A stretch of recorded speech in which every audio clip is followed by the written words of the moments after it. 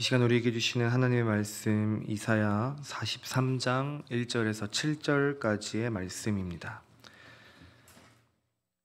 이사야 43장 1절에서 7절까지의 말씀입니다.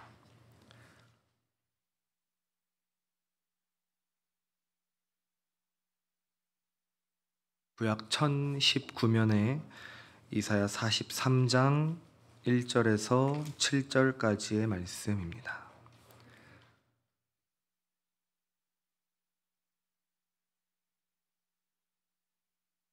주신 말씀 함께 교독하시고 마지막 절은 함께 읽도록 하겠습니다.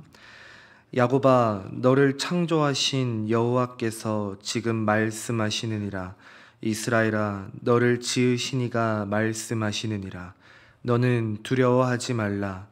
내가 너를 구속하였고 내가 너를 지명하여 불렀나니 너는 내 것이라.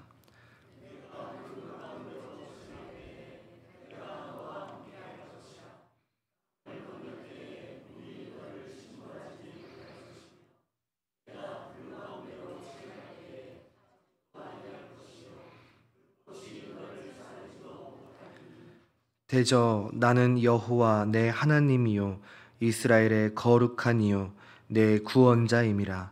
내가 애굽을 너의 속량물로 구스와 스바를 너를 대신하여 주었노라.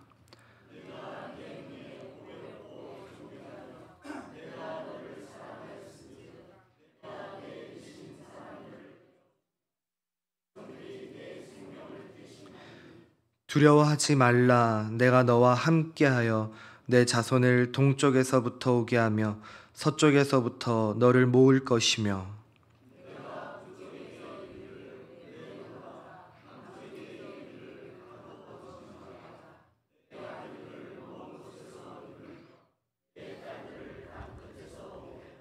함께 읽겠습니다.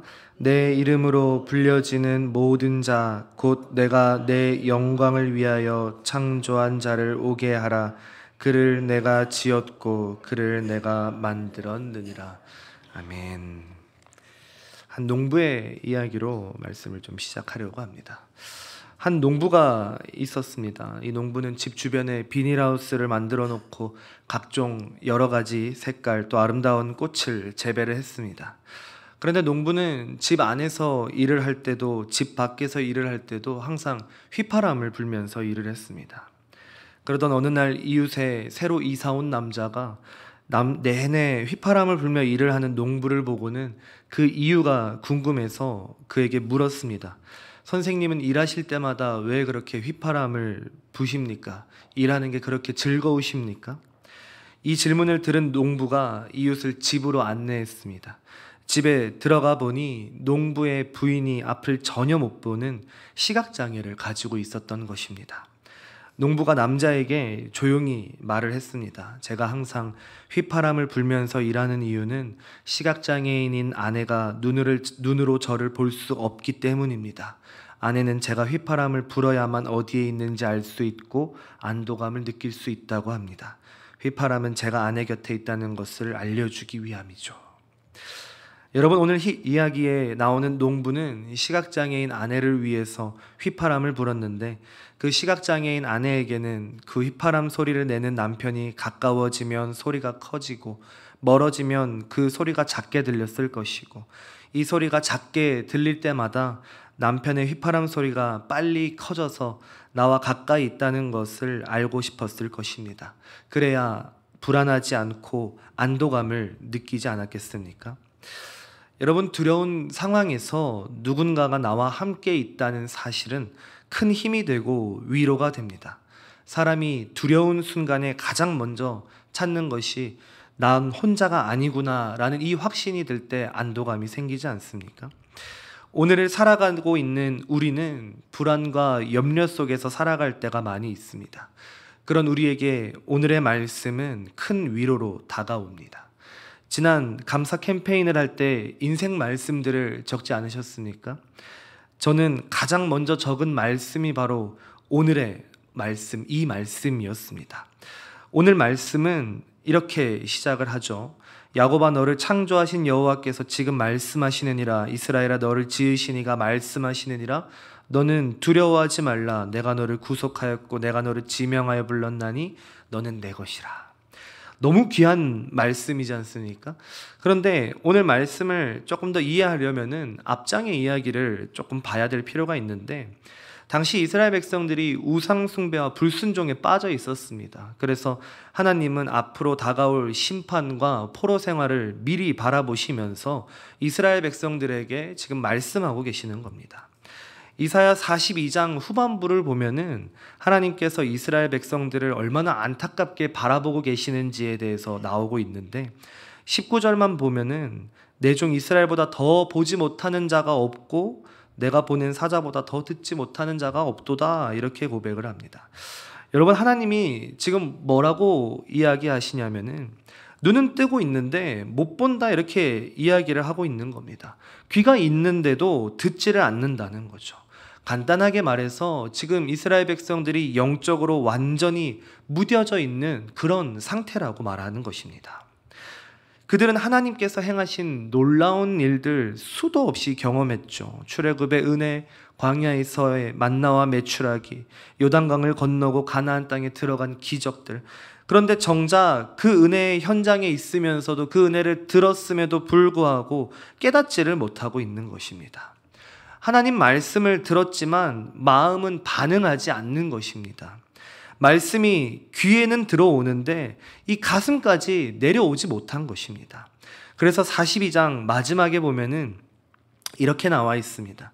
여호와께서 맹렬한 진노와 전쟁의 위력을 이스라엘에 쏟아 부으심에 그 사방에서 불타오르지만 깨닫지 못해서 몸이 타는데도 마음에 두지 않는다, 이렇게 이야기를 합니다.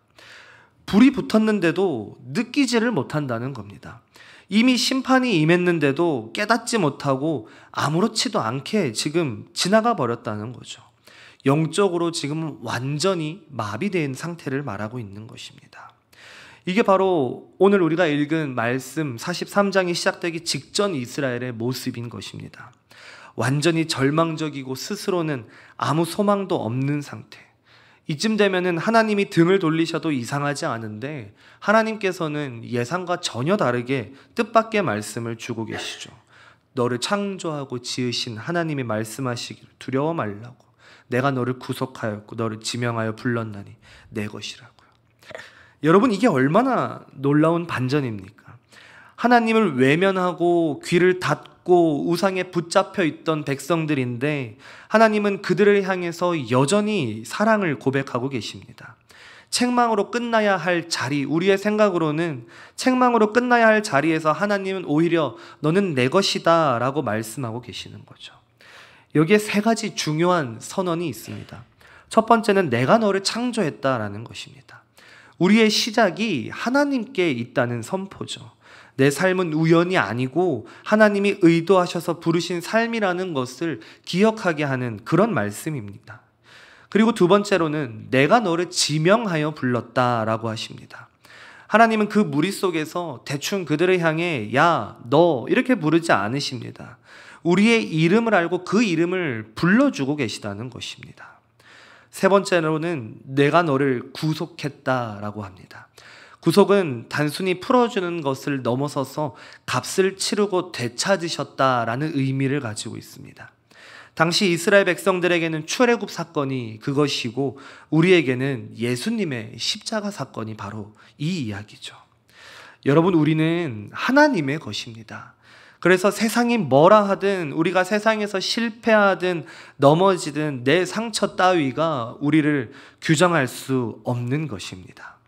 이 고백이 우리의 정체성인 것입니다. 하나님이 우리를 향해서 너는 내 것이다 라고 말씀하시는데 우리가 뭐를 그렇게 두려워하겠습니까?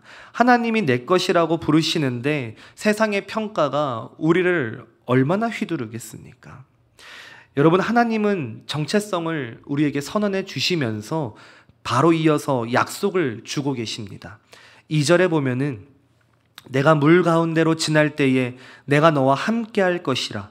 강을 건널 때에 물이 너를 침몰하지 못할 것이며 내가 불 가운데로 지날 때에 타지도 아니할 것이요 불꽃이 너를 사르지도 못하리니.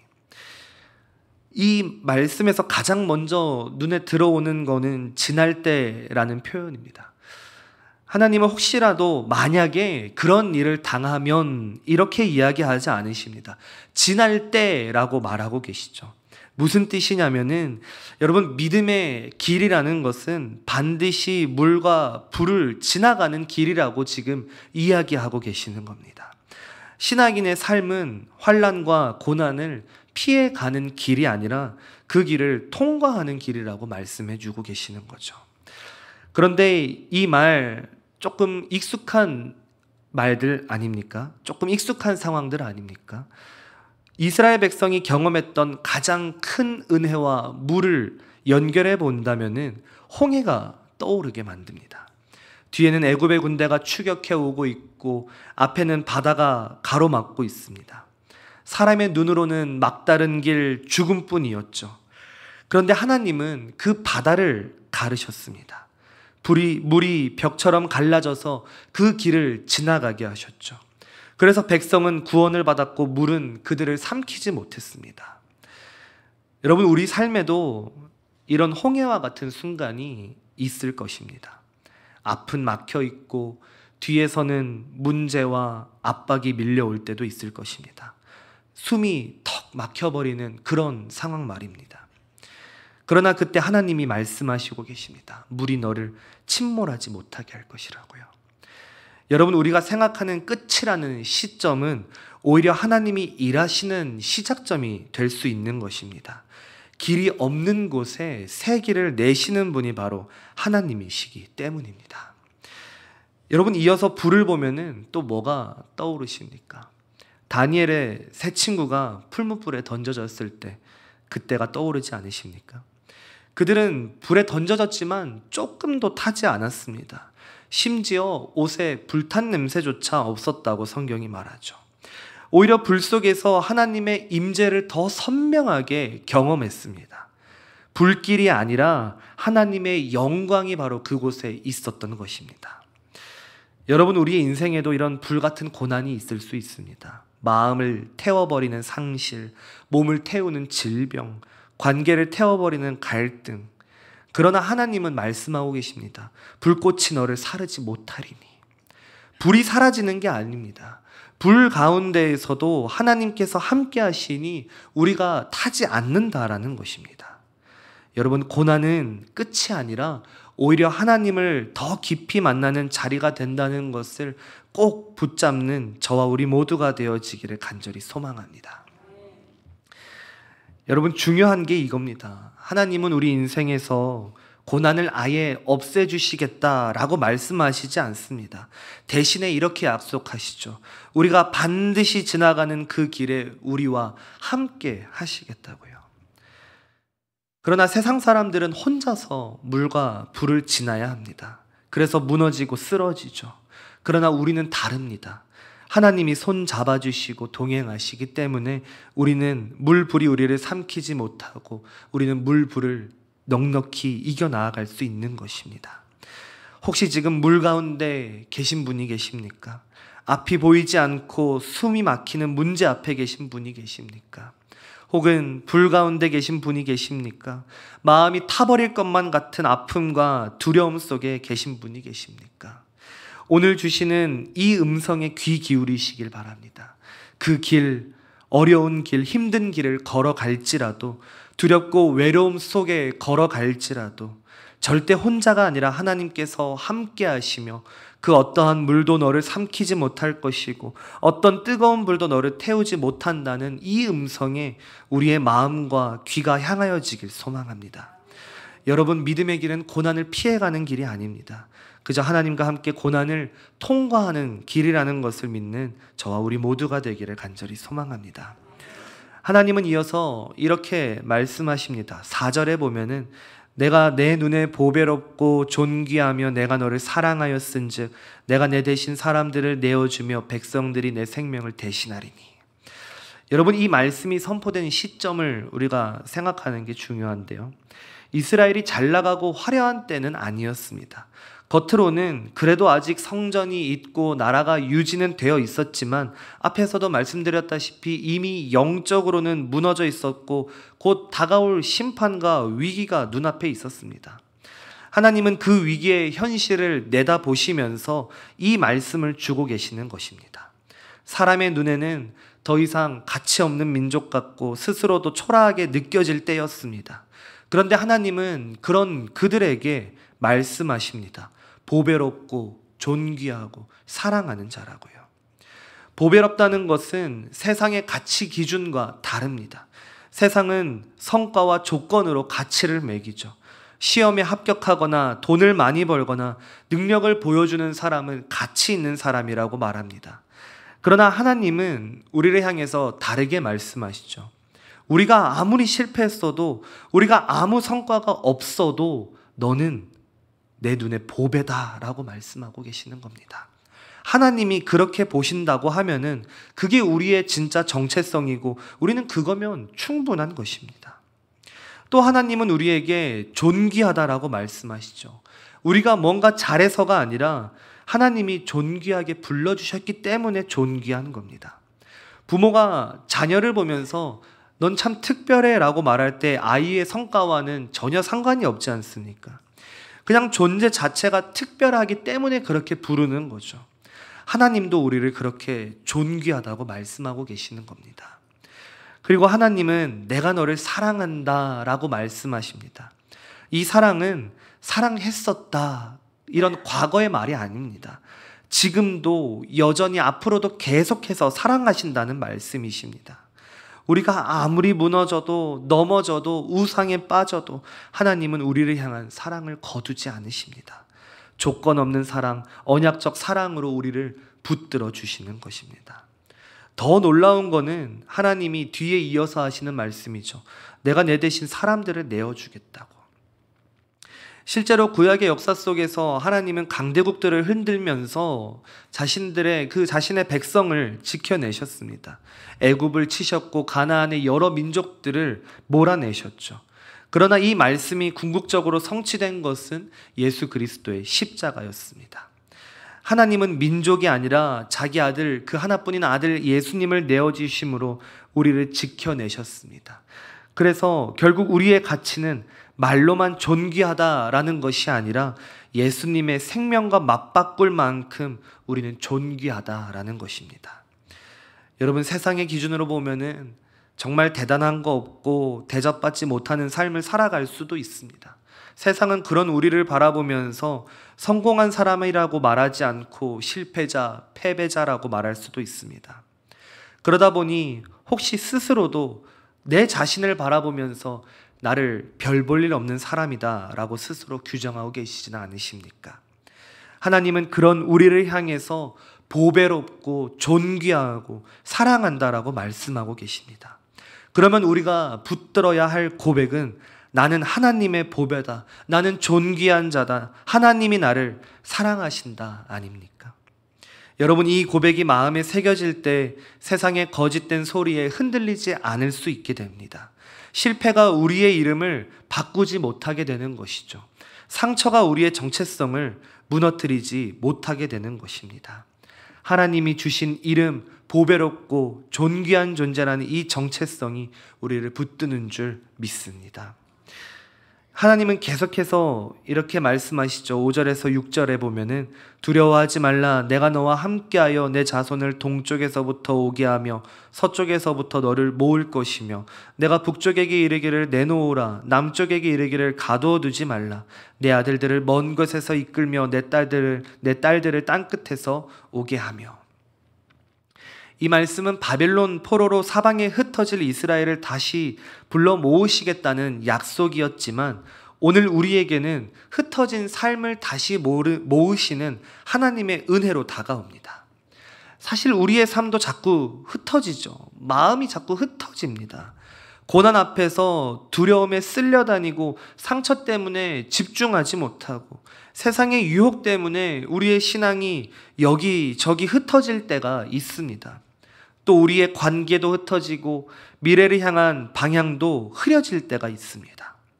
그런데 하나님은 모으시겠다라고 말씀하십니다.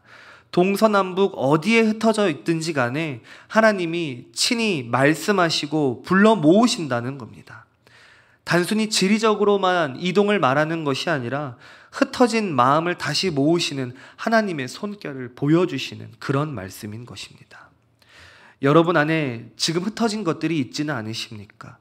기도하려 해도 생각이 산만하게 흩어지고, 예배드리려 해도 마음이 온통 다른 데로 향하려고 하고, 내 안의 열정도 소망도 다 흩어져 버린 것 같을 때가 있지는 않으십니까? 하나님은 오늘 그 마음을 다시 모으시기를 원하십니다. 산산이 부서진 조각 같아 보여도 하나님은 그 조각 하나하나를 주워 담아 다시 온전하게 하시는 분이십니다. 또 하나님은 내 아들들을 먼 곳에서, 내 딸들을 땅끝에서 오겠다 약속하고 계십니다. 여기서 먼 곳과 땅은 그 거리만 말하는 것이 아닙니다. 하나님과 멀어진 상태, 절망 속에 떨어진 그 자리를 말하는 것입니다. 여러분, 지금 하나님과 멀어진 것 같으십니까? 기도의 자리에서 자꾸만 뒷걸음질 치는 것 같으십니까? 하나님께서는 내 아들아, 내 딸아, 다시 돌아와라, 이렇게 이야기하고 계십니다. 그리고 7절에서 이렇게 말씀하시죠. 내 이름으로 불려지는 모든 자, 곧 내가 내 영광을 위하여 창조한 자를 오게 하라. 그를 내가 지었고 그를 내가 만들었느니라. 여러분, 하나님은 우리를 단순히 만들어 놓으신 게 아닙니다. 시작만 하신 게 아닙니다. 끝까지 완성하시고 책임지시는 분이십니다. 우리의 흩어진 마음도 깨어진 인생도 주님은 다시 모아 하나님의 영광을 드러내시는 도구로 빚어가시는 것입니다. 그러니 하나님은 우리의 흩어진 마음을 다시 모으시고 내 삶을 다시 세우시며 우리의 인생을 결코 두지 않으시겠다는 이 약속의 말씀을 꼭 붙잡으시는 저와 우리 모두가 되어지기를 간절히 소망합니다. 여러분, 오늘 우리에게 주시는 말씀을 딱 한마디로 표현한다면은 너는 내 것이다 입니다. 이스라엘은 눈이 있어도 보지 못하고 귀가 있어도 듣지 못하는 영적 무감각에 빠져 있었습니다. 불순종으로 무너졌고 이제 바벨론 포로라는 현실 앞에서 절망에 사로잡혀 있었던 그런 시기였습니다. 그런데 그들에게 하나님은 뜻밖의 말씀을 주시죠. 너를 창조하고 구속하고 지명하여 부르신 이가 바로 나 하나님이시라.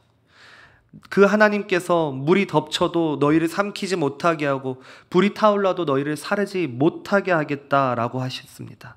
왜냐하면 그들과 하나님께서 함께 하신다, 이렇게 말씀하셨기 때문이죠.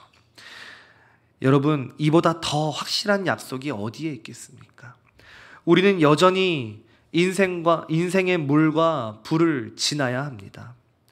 때론 막다른 길 앞에서 주저앉고 싶고 뜨거운 불길 앞에서 다 타버릴 것만 같아서 도망치고 싶을 때가 있을 것입니다. 여러분, 그러나 그 앞에서 두려워하지 않으셨으면 좋겠습니다. 물 가운데 있을지라도 불 가운데 있을지라도 내가 거기서 너와 함께한다, 이렇게 약속하시는 주님의 말씀을 꼭 붙잡으시길 바랍니다. 그러니 오늘 우리가 붙잡아야 할 고백이 바로 이것이죠. 우리 함께 따라해 보시겠습니까?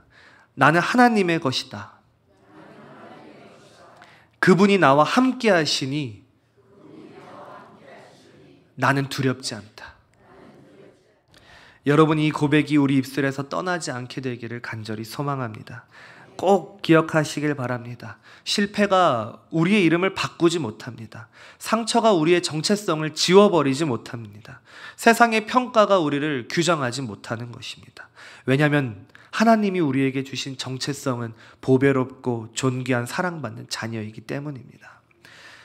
오늘 예배를 마치고 교회 문 밖을 나가면 우리는 또다시 삶의 그 자리, 물과 불과 같은 현실, 그 두려움이 우리 앞에 또 펼쳐질지도 모릅니다.